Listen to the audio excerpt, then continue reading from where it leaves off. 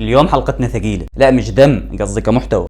أحمد الشيخ يونس أو الكايد أبو صالح بمسلسل التغريبة الفلسطينية. ولك أنا أبو صالح، أنا أبو صالح اللي فرغت وجوه الإنجليز والتراب، ولك أنا أبو صالح. إذا بترجع بتعيد مسلسل التغريبة الفلسطينية بتلاحظ إنه افتتاحية المسلسل من حاتم علي ومن وليد سيف كانت بمشهد موت أبو صالح وحكي أخوه علي اللي بيمثله تيم حسن عنه. فمن يحمل عبء الذاكرة ومن يكتب سيرة من لا سير لهم في بطون الكتب.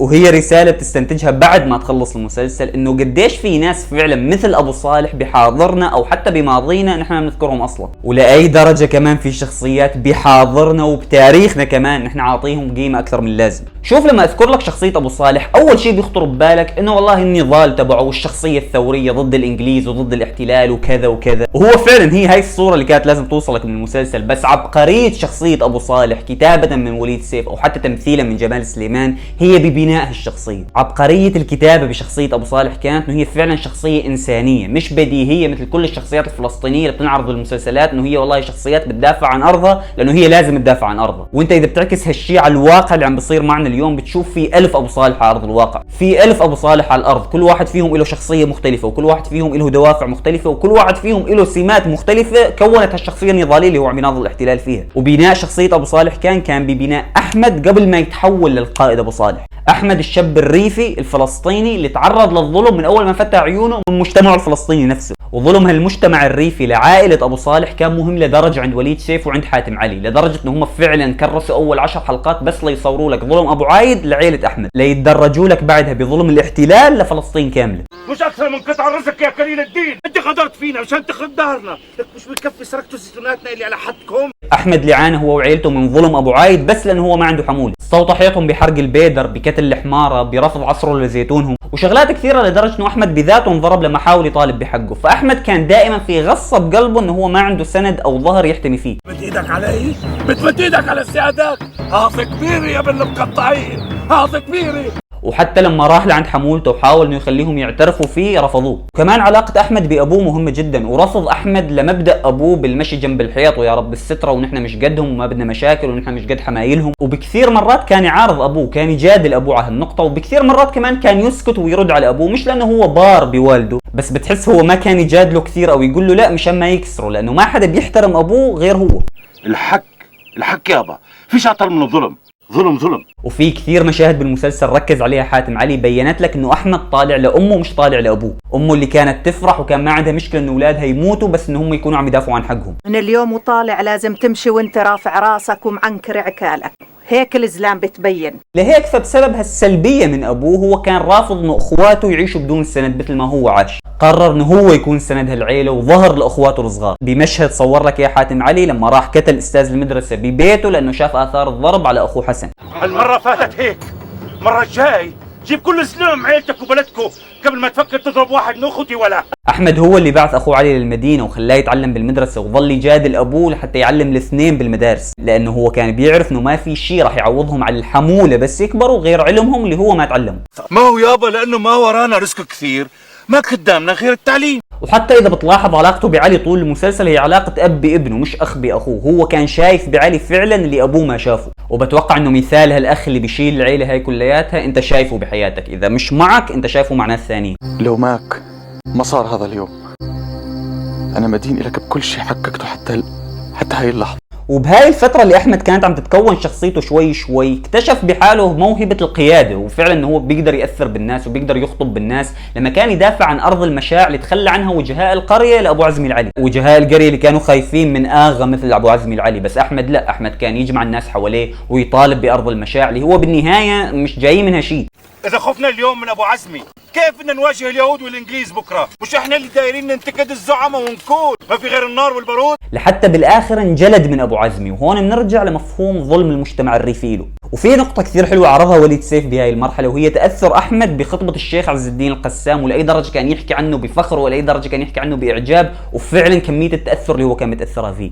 أنا عمري ما شفت حدا زي هالشيخ الفاضل، بيحكي بيأثر بالنفس، وكل حكيه عن الوطن والشهادة. وحتى كمان لما انحبس عند الانجليز وجاور عبد الحكيم قطيفان بغرفة واحدة وانعدم قدامه، كلها شغلات كان يحط لك اياها وليد سيف ليفرجيك تطور شخصية احمد، ليفهمك مفهوم احمد لرفض الظلم، شلون اول شيء رفض ظلم ابو عايد، بعدين ابو عزمي، بعدين طلع للانجليز. حتى صاروا العمال يلتفوا حواليك يسمعوا منك ويحترموا كلمتك. بصراحة يعني هذه موهبة من رب العالمين لازم تستغلها. وفعلا بعد كل هالبناء صارت نقطة التحول الرئيسية وهي قيام الثورة الفلسطينية ضد الإنجليز، وهون تحول أحمد الشيخ يونس اللي بعدنا عم نبني فيه للكايد أبو صالح. استغلاله لموهبته القيادية اللي اكتشفها وهو عم بيحارب الظلم اللي كان يمر فيه خلته قائد عسكري لفصيل مسلح، قائد عسكري بيخوف الإنجليز وبيخوف أي واحد ظلمه من قبل. هذا ابن صالح اليونس، تقدر ترفع صوتك على صوته؟ اجبر كل الناس انها تحترمه وتحترم عيلته، حمولته اللي كانت رافضيته هي اللي صارت بدها تتسمى باسمه، احمد اللي ما كان عنده حموله صار ابو صالح اللي هو حموله بحد ذاته. الثورة كانت حمولتي اللي صارت اكبر من كل الحمايل. دخيل عينك ما تصغر، بس اشترك لي بالقناه مشان نوصل ل 25,000 وتابعني حسابات تبعت الانستغرام من هون. والمسلسل صور لك كمان نبل هالشخصيه، انه هو حتى لما صار قائد عسكري ما استغل منصبه وانتقم من اللي ظلموه زمان، ما انتقم من ابو عايد على سبيل المثال، وما كان كمان عنده مشكله ابدا انه يشارك ابو عزمي العلي بالثوره ضد الانجليز. وهون بتشوف الفرق بين ابو صالح كقائد وابو عزمي العلي كقائد عسكري. شخصيه ابو عزمي العلي كثير عم بحبها من وليد سيف ليفرجيك انه ليش الناس فعلا كانت تهتم بابو صالح وكانت تحب ابو صالح. قائد مثل ابو صالح وقائد مثل ابو عزمي العلي نحن بنشوفهم كثير بحياتنا. ابو عزمي اللي كان يقاتل الانجليز مش لانه هو بده يجاهد الانجليز او والله هو عم بيقاتل مشان ارضه، لا هو كان عم يقاتل مشان جاهه ومشان يصير هو فعلا قوه عسكريه يقدر يضرب فيها اعدائه لمصالحه الشخصيه. عكس ابو صالح اللي هالشغلات اجته بسبب نضاله، مش هو اللي ركض وراه. والدليل انه ابو عزمي العلي بعد ما راح قتل اكرم السويدي الدكتور وابو صالح انتقم منه وجلده مثل ما جلده بزماناته، راح فورا ترك الثوره وتعامل مع الانجليز. وهون بيبين لك الفرق بين القاده واهداف القاده، بس مصير الثوره كان انه هي لازم تخلص. وهون مشهد ابو صالح مع صاحبه الحموي اللي كان يحكي له فيه انه انا ما راح ارجع ما دام باروتي فيها رصاص كان معبر جدا.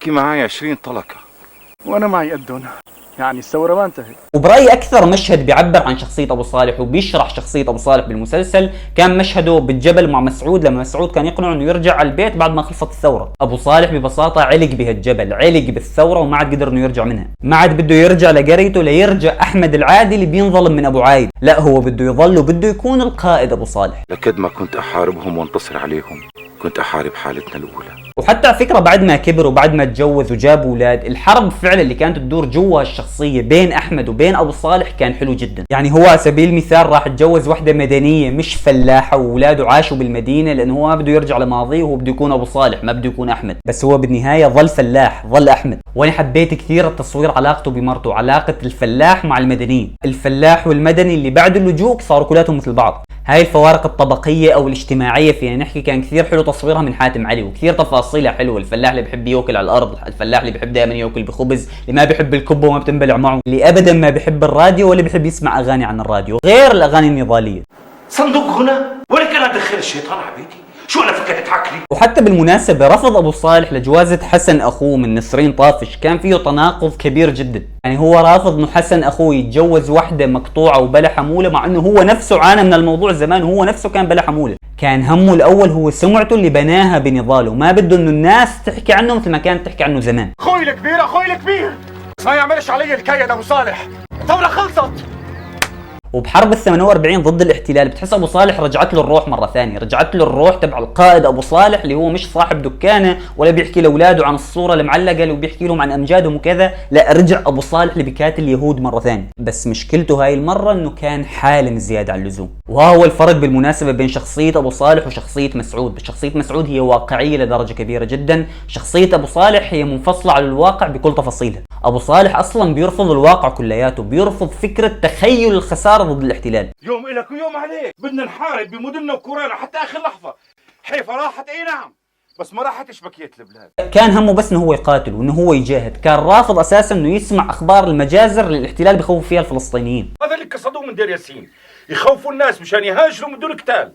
بس احنا مش طالعين من هون، لو بدنا نموت كلنا. حتى بمشهد هو عم بيطلع من بيته تحت القصف حكى لمرته لا تاخذي اغراض كثيره، يومين وراجعين. وبتوقع هاي كلمه يومين وراجعين بتمسنا كثير نحن كسوريين، اكيد انت يعني سمعنا من ابوك صح؟ الراديو كمان، الله اكبر يا بنت الحلال، احنا طالعين مؤكد لمين ما الله يفجها. وبتعرف مشهد الشيخ بالمشفى اللي انتشر كثير حاليا على السوشيال ميديا اللي بغزة، اللي كان يحكي يا جماعة كانوا ميتين يا اولاده ويا اولاد عمه او اخوه ما بعرف، كان يحكي للناس انه مالكم يا جماعة وهذول شهداء ونحن راح نكاتل وراح نضل نكاتل. يعني اول ما شفت الفيديو ما خطر لي حدا غير ابو صالح، ليك بحكي لك انه عبقرية كتابة شخصية ابو صالح هي انه فعلا شخصية انسانية وانت شايفها بالواقع. ابو صالح بالمشهد اللي اجاه فيه خبر استشهاد اخوه حسن ما انهار مثل عيلته كلها، ما انهار مثل امه مثل ابوه مثل اخوه علي مثل اخوه مسعود. هو كان مقتنع انه القضية اللي عم بيقاتل عليها من طول عمره والارض اللي عم بيدافع عنها بتستحق التضحيات. وبتعرف وين تصوير وصاخة الحياة كانت بالفرق بين ابو اكرم السويدي اللي راح على عمان واللي فعلا فتح مشاريع واللي ظل معه مصاري،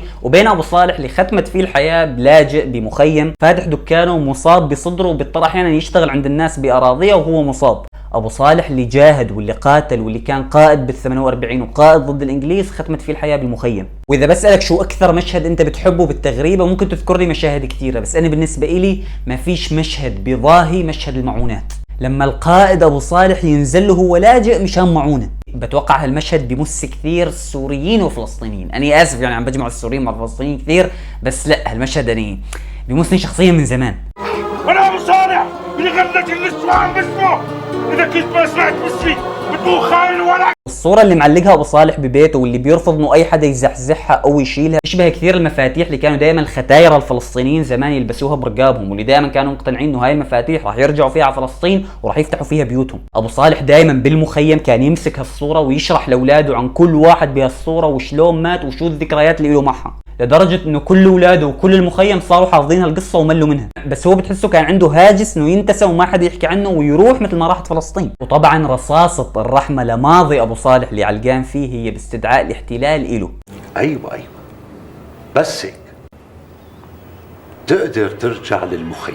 ابو صالح المنفصل عن الواقع لما اخذوا الاحتلال وحكى له انه انت ما منك خطورة وتركه بدون ما يعمل له شيء بدون ما يعذبه، مات ببساطة لانه ادرك انه هو بالحاضر مش بالماضي. لا ما صبونيش، عملوني زي الاولاد الاوادم اللي بطلوا يشاغبوا، بس حبوا يتعرفوا على ابو صالح اللي كان.